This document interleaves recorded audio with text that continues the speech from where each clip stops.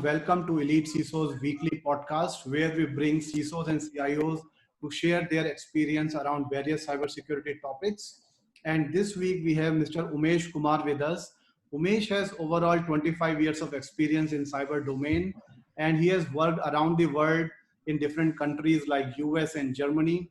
And he has worked with various large organizations. And in his recent assignment, he has led large team and supporting national critical infrastructure. So, hi Umesh, welcome to the show. Good morning, Mr. Vikash.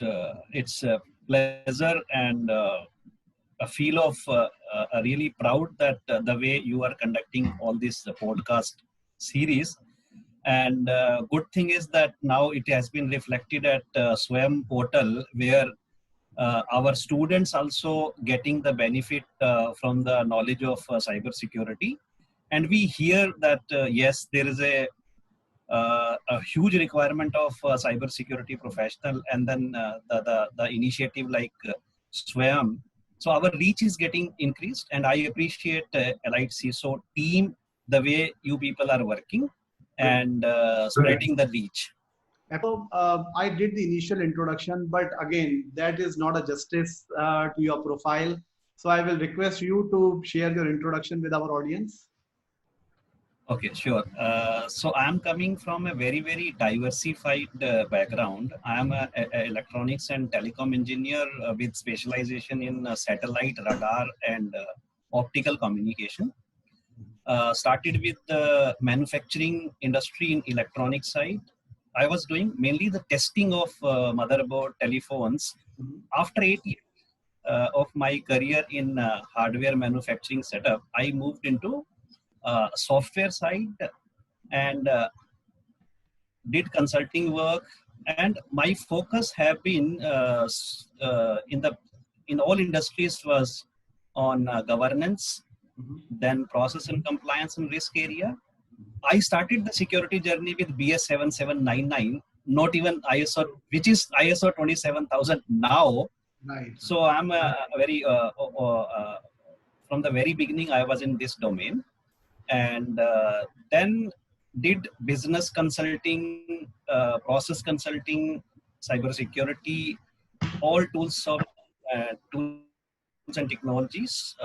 So this is in nutshell total diversified field, good experience, and I see the things in a very different perspective because of my different experience. Very nice, very nice. So as offline, we were talking that you had great experience around managing large critical infrastructure, and that could be their SOC, right? So we understand that, okay, on a national critical infrastructure, what kind of attacks can be there.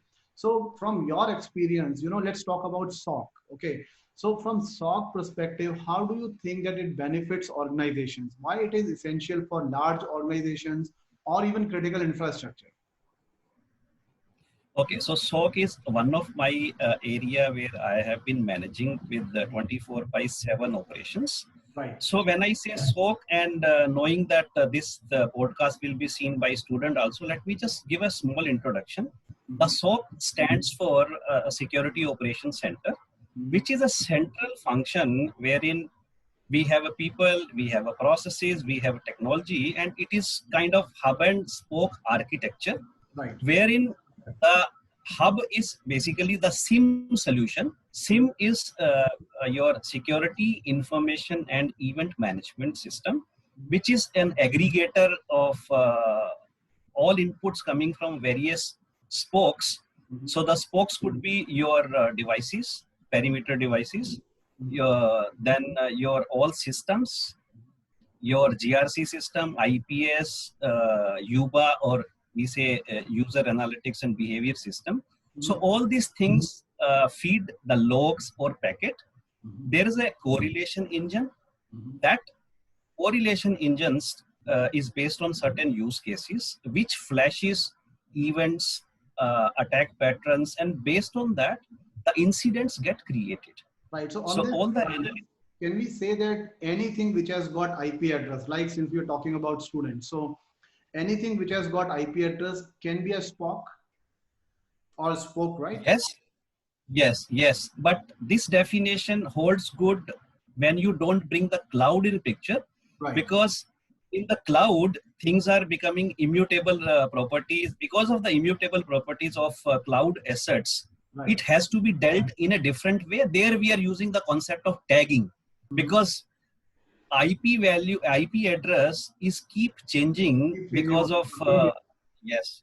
If you take example of say container and Kubernetes, the moment the load is increased, you have more containers running, and then containers are destroyed or maybe deactivated. Absolutely. But then IP doesn't and the same IP is given to different networks also. So that's the reason.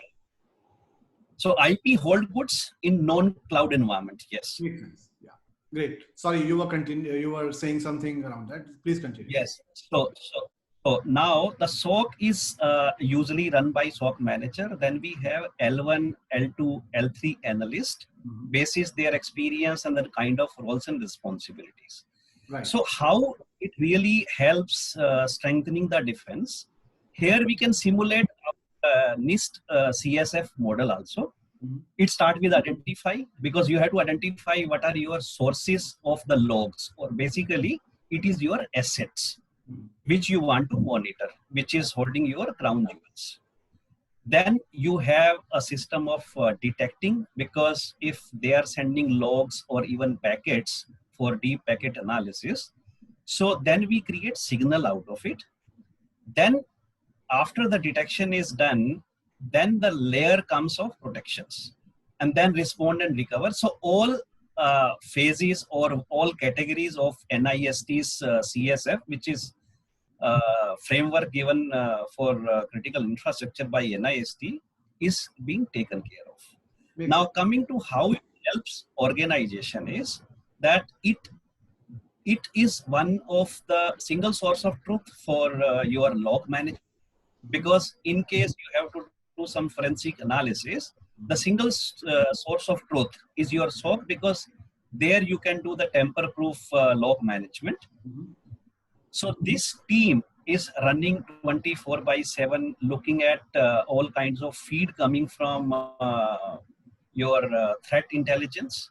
For example, the organization usually go for taking services from a global threat intelligence feed, wherein IOC, or we say indicator of compromise, are given in the form of hashes. Common is MD5 or other algorithms. So those are taken into consideration by SOC analyst. They give a feedback to perimeter network security team, wherein they do updates of security device, so that malicious intruder can be blocked into the system. Right. So they are doing continuous proactive monitoring. They do alert tracking, and basis that they create the incident. So this is the whole cycle. It goes as a prevention mechanism. That is how the benefit of SOC is being realized by the organizations. Makes sense. Makes sense. A very valid point. And you touched upon the NIST framework, right? The identify, protect, detect, mitigate, and all. So from the very first phase, when it says identify your assets, right? I've seen that it is a very challenging task. Looking at, like you mentioned, Docker, containers, Kubernetes, cloud, and even then IoT. Your refrigerator might be connected to internet. That could be a source of infiltration, right? So how do you address this challenge in a large environment where you can ensure that, okay, all the assets are now reporting to your SIM or your SOC? How do you handle that kind of situation? It's a very good question, and it's a really pain also. So the first thing is SOC can only work when they are unable to see the assets. Right. Okay. So now this problem is prevalent, and if you read many SOC performance report, usually the DEVO is an organization which is releasing SOC performance report. So they have also highlight this is one of the issue. And in my experience, the organization can control by bringing some changes in the processes. So here I will call upon one of the good framework of ITIL, which is a framework for IT service management. So here, the term they are using called IMAC process. So IMAC stand for identify, install, move, add, and change. So the concept here is that the moment you install, bring a new asset, now this workflow should have interlinkages, or SOC and asset team has to be brought into the workflow for this process. So the moment we bring SOC as in a receiving end, that if some of the asset is being introduced by say any operation team in the midnight, if they are on the receiving end, so they will get a notification that some assets has been, say server has been introduced, a new server has been introduced. Right. The time they know it, so then they will coordinate with the operation team so that the syslog or another log form can be enabled. So those logs will be then read by these people. So idea is to have a really a good process defined using ITIL and engaging them, creating a closed loop between teams, help combating this problem. Right. Makes sense. Yeah, so great insight. So what I understand is it is not a technical challenge, right? It's a process challenge that, okay, all the devices now they are enabled or they are able to send logs to your SIEM and SOC, but you have to put a process in place to ensure if you are plugging a new device in the environment, you must send the logs to your SIEM environment and SOC, right? Great. Yes, there is a tool aspect also. If we have a good discovery tool, Right. and if we are able to combat that shadow IT problem in the organization, then we will be able to solve. So technology angle is basically discovery part, good discovery tools and process. Right, makes sense. So when we talk about a large organization, right, where we have thousands of assets and 100,000 devices around the world, and all those devices are sending their logs to a SOC. Okay, now SOC, there are analysts, right, who are receiving like millions of events. Millions of events are coming their way. How does these people deal with the kind of volume of events coming? And there's a famous term in the industry, the fatigue, right? The cyber fatigue. How do you handle that? What has been your experience since you have led large teams managing SOC? So share your experience around the cyber fatigue thing. Okay. So if someone is doing a Google, asking Google to send me a report called A Tale of Two Spokes, this report has been released by Devo under 2020 SOC performance, and they have also highlighted this area. Now, because of that, people are feeling fatigue because they are overloaded. Because the reason for being overloaded is the logs quantity is increased, and the L1 analyst whose job is just to monitor these logs is a monotonous job, right? True. So the workload is also increased, and with the COVID situation, it is getting more work. So my experience is here, the organization should adopt the new technologies of robotics process automation. So RPA we say. Then AI ML algorithm. So here with these algorithms and tools, there is another tool called SOAR, which is automation helping which helps organization to automate the mundane job. So for example, we got an advisory from GTI feed that so IOCs are malicious. Right. Now, if we know the source of that feed, which is clear, authenticated, we can create algorithm or a workflow using playbooks under the SOAR platform. That playbook will automate the blocking of these IOCs at web proxy or firewall, whatever system organization is having to block that. So there is one help we can do. Second is we have to work with HR to have a different kind of program for these SOC people, because they are doing a very, very, I would say, mundane but very, very important job, because you cannot, and working against nature in the night Right. is a big challenge. It's not easy for people, because I have done the shift. I have done myself worked in shifts, so I know the pain. I know the pain of it. So automation and working with HR is something I would recommend, and SOAR is also proving its own worth in terms of automation. Right, makes sense. So you touched upon a new buzzword bingo like SOAR, right? SOAR. What is SOAR? Just for our audience to understand, because SOC and SIM we have been hearing from past many years now, right? And since past couple of years, SOAR is a new animal in the kingdom, and they are also trying to take their piece of technology in the domain. So help us understand, what is SOAR all about? Okay, SOAR is a new buzzword. SOAR and UBA is nowadays our buzzword in the SOC industry, and it is linked with your next generation SOC. Right. So there was a survey done by Cybersecurity Insider, and this survey has released one 2020 SOC report. The survey has was conducted somewhere around 375 professional across different industries. Right. So that survey reveals that the key driver for people to invest in SOAR is a volume of threats. Second driver is that people want to reduce time for remediation, which we say MTTR, mean time to remediate the cyber incidents. So these drivers has been instrumental to make organization decide to go for this SOAR. Right. So SOAR is basically an automation or workplace enabler for SOC people. Right. So it in automating the mundane job.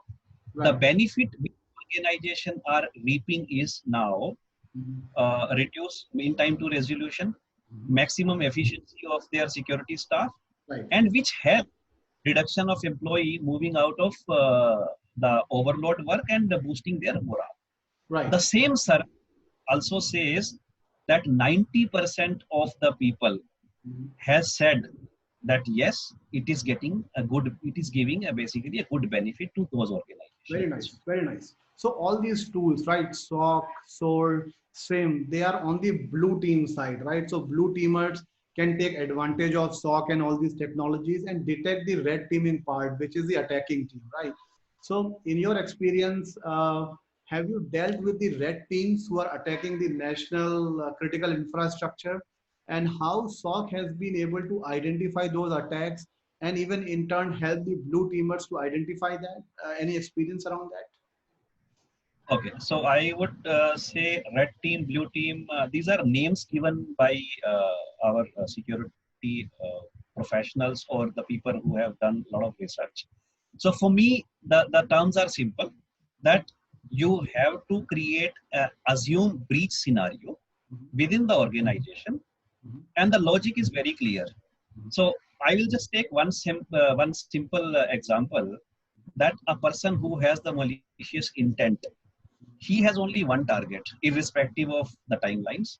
But the team which is working in the organization, for example, your VAPT team, whose job is basically to review the security check, to conduct the security checks before a software release is going into the production, they are given few days. A hell lot of pressure from the business, and it makes business sense for the organization to release multiple releases into the production system.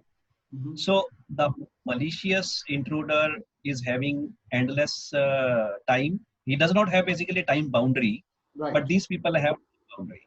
So here it is important that they use a structured format for red teaming, or we can say assume breach scenario.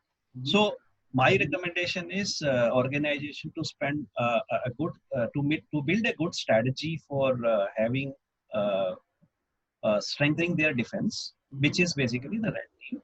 Right. And SOC team, the network security and perimeter security professional, they are called as a blue team because their job is to find the what is happening in their network.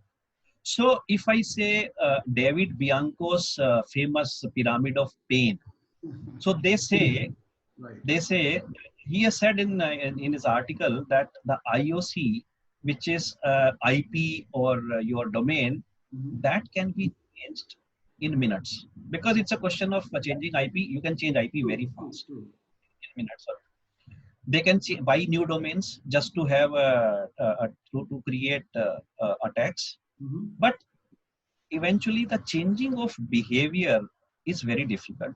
True. So I would introduce or strongly recommend the MITRE's attack framework here.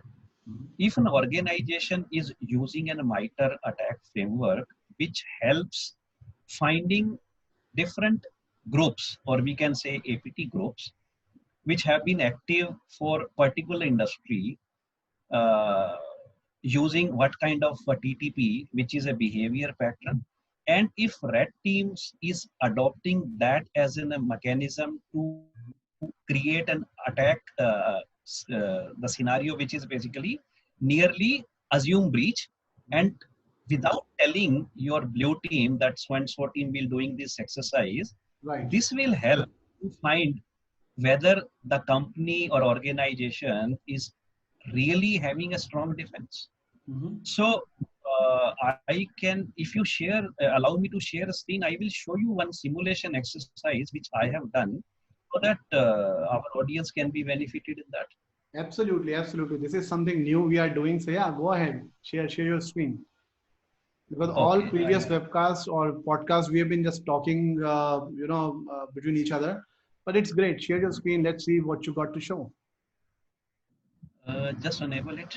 I think You should I'm have getting. permissions. If you don't have, then go to security, allow participants to share screen. You should be able to share now. Okay, I am sharing my screen.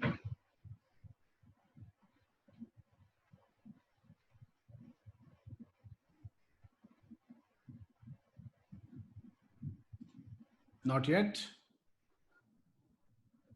Yeah, I can see it now. Perfect. Okay, so this is called MITRE Attack Navigator. So Mhm. what I did is the MITRE Attack Navigator looks like this. So I have done a search on at the group level, say government. Mhm. Now this MITRE Attack framework will tell APT 12 has been active attacking multiple government organization. Now if I go to APT 12, it Mhm. will give me a complete detail about this group, what kind of Absolutely. technique they have been using to attack. Mhm. The each technique has some or other number given by code by MITRE. Mhm. The beauty of this MITRE attack framework is it is progressing. Right. It gives you the matrices across different uh, areas, Mhm. which is usually the target of the intruder. And coming back to this navigator, I have just done a modeling using three groups, Mhm. APT3. Now, the moment I choose APT3 and give a color combination as in a red color, and Mhm. if I create another APT group, which is 28, I have given a yellow color. So Right. what I did first, I have superimposed these two groups work, Mhm. and by the merging of this, Mhm. I got three different colors. So if we know our primary color combination that when two colors are combined, it gives you a birth of a new color. So Absolutely. if I go to the discovery mode, within discovery mode, I find file and directory discovery as one of the technique Right. used by both groups. Now, for example, if an industry is working in any sector, Mhm. they can create layer, superimpose their layer, and wherever they find this common, they Right. should start from the extreme left, right area. Mhm. And there are tools available at GitHub which can help automating and creating complete end-to-end testing Right. of kind of attacks. Right.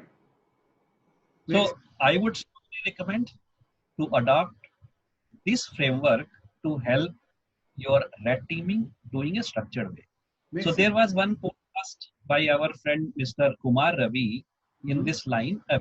I would recommend all our audience to go through all the podcasts, and the people who are interested in red teaming must see Mr. Ravi's podcast. Right. And I'm reading what he has said, further enhancing it. Right. Yeah, he has beautifully covered the entire red teaming and blue teaming part. So yeah, it is highly recommended that you watch that podcast as well. Great insights out there. Great. Perfect. Umesh. Great insights into it. Wonderful. I think we are running out of time because I wanted to keep it short, like 20-25 minutes. So great insights. Thanks a lot for jumping on the podcast and helping our audience with your experience. Really appreciate that. So again, the podcast will go on website and YouTube channel and people can benefit from that. So thanks a lot. Thank you. My pleasure. My pleasure. Thank you. Thank you.